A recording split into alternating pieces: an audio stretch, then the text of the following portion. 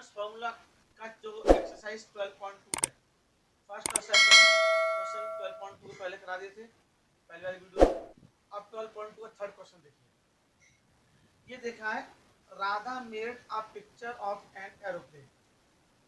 ये राधा ने एक पिक्चर बनाई एरोप्लेन की, ठीक, कलर्ड पेपर से। तो आपने बताना है कि उस राधा ने इस एरोप्लेन को बनाने में कितना पेपर, कलर पेपर यूज किया। यहाँ देखिए आपको ये 5 सेंटीमीटर है, तो ये बच्चे ये कितना हो जाएगा 5 सेंटीमीटर। क्लियर? ये 5 सेंटीमीटर, ये कितना जाएगा 5 सेंटीमीटर। अब देखिएगा, आपको पता है ये 5 सेंटीमीटर 5 सेंटीमीटर और ये कितना है 1 सेंटीमीटर। तो ये जो इसमें 5 पार्ट दे रखे हैं। फर्स्ट पार्ट ये है, सेकंड पार्ट ये है, थर्ड पार्ट ये है, फोर्थ फिफ्थ पार्ट ये है। इसमें फर्स्ट पार्ट में एक साइड दे रखी है आपको ए इक्वल टू 5 सेंटीमीटर, बी देंगे फर्स्ट पार्ट, ठीक, बी दे रखी है आपको 5 सेंटीमीटर और सी दे रखी है आपको 1 सेंटीमीटर। इट मींस ये आइसोसेलेस ट्रायंगल है। तो हमें इससे क्या करना है, इससे हम लोग ये कर लेंगे कि आपका क्या निकालेंगे, एरिया ऑफ फर्स्ट पार्ट। सबसे पहले एस निकालेंगे, S equal to a plus b plus c upon, it means 5 plus 5 plus 1 upon कितना हो गया 11 अपॉन 2। इसको हम 5.5 लिख सकते हैं सेंटीमीटर। क्लियर? अब हम निकालेंगे area first part. First part का एरिया देखिए, S S minus A S minus B S minus C. अब देखो इसमें एस लगाना कितना, कौन सा रहेगा सही, ये 11/2, 11/2 माइनस 5, 11/2 माइनस 5, 11/2 माइनस के 1।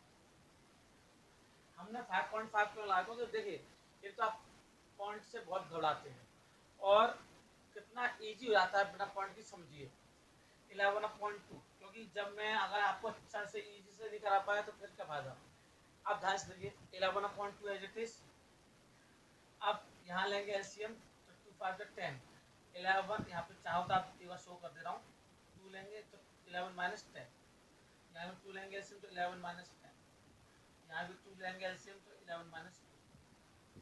तो क्या बचेगा 11/2 एज इट इज इनटू कितना बचा 1/2, कितना बचा 1/2, कितना बचा 9/2।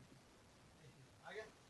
अब नीचे वाले ये तो पेयर बन गया, ये वाला पेयर बन गया, तो नीचे कितना आ गया 2 टू जा 2 इसका 2 इसका, ठीक, अपॉन रूट 99, रूट 11 का ही पेयर लो ना, 9 का भी, तो 9 जा 99।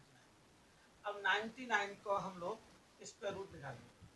देखिए पहले बताया था, फिर देख लीजिए 99 का स्क्वायर रूट, 9 9 जा 80, कितना बचा 8, पॉइंट लगा लीजिए 0 9 का डबल 8, ठीक।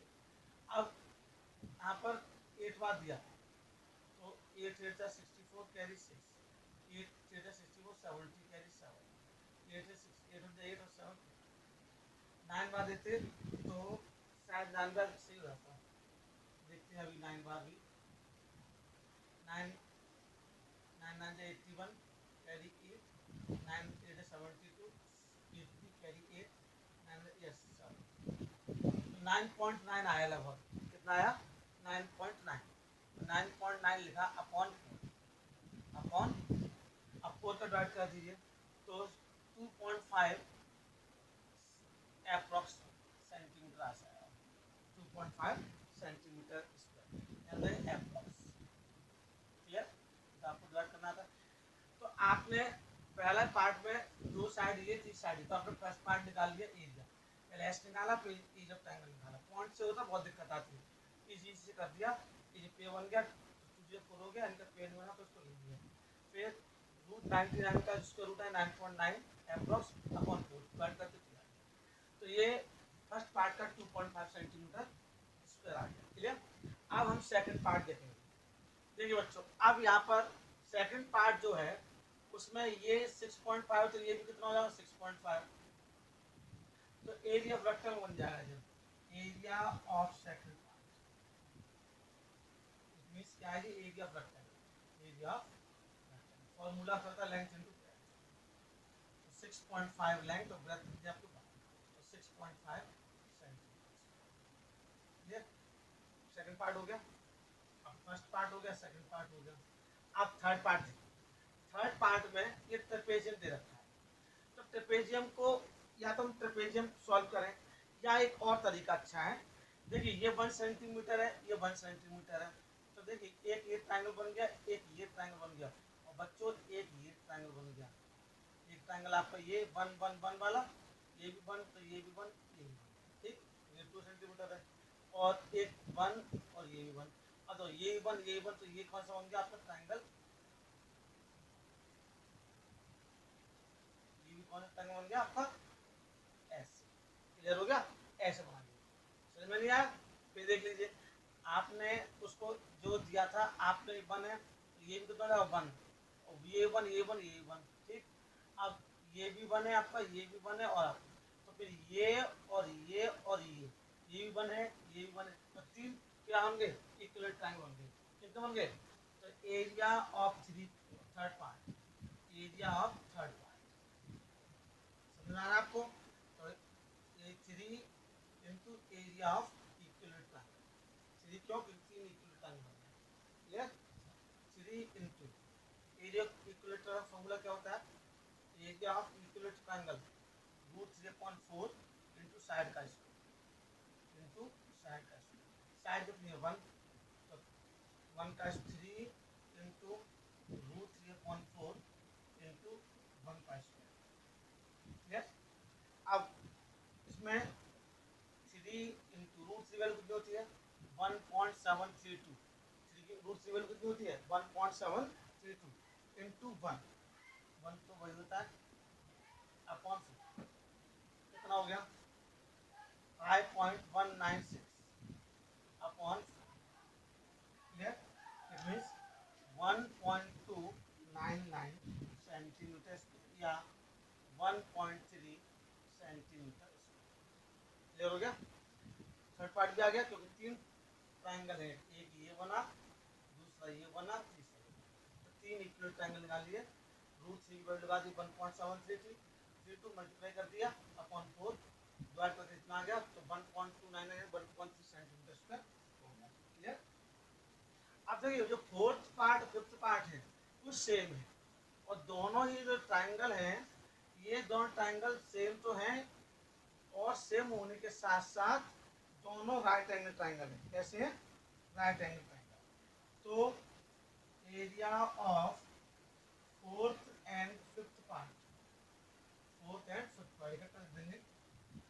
अब दो हैं इक्वल, तो 2 into 1/2 into base into height, अब बेस इंटू हाइट, बेस यहाँ कितना है देखिए, ये बेस कितना रखा है 6, तो ये भी 6 हो जाएगा, तो 6 है, तो बेस हो गया इंटू हाइट, इसमें कितनी आएगी आपकी, इसमें हाइट कितनी रखी है 1.5, कितनी रखी है 1.5, 2 से 2 कैंसिल हो गया, 50 6 90 9 सेंटीमीटर स्क्वायर, 1 डिजिटल डेसिमल था भी हो गया 9 सेंटीमीटर स्क्वायर। फोर्थ का भी हो गया, फिफ्थ पार्ट भी हो गया, फोर्थ और फिफ्थ दोनों हो गए, 2 का मल्टीप्लाई क्यों किया, क्योंकि दोनों 2 है इसमें से, ना 3 ट्रायंगल के सब 3, ठीक।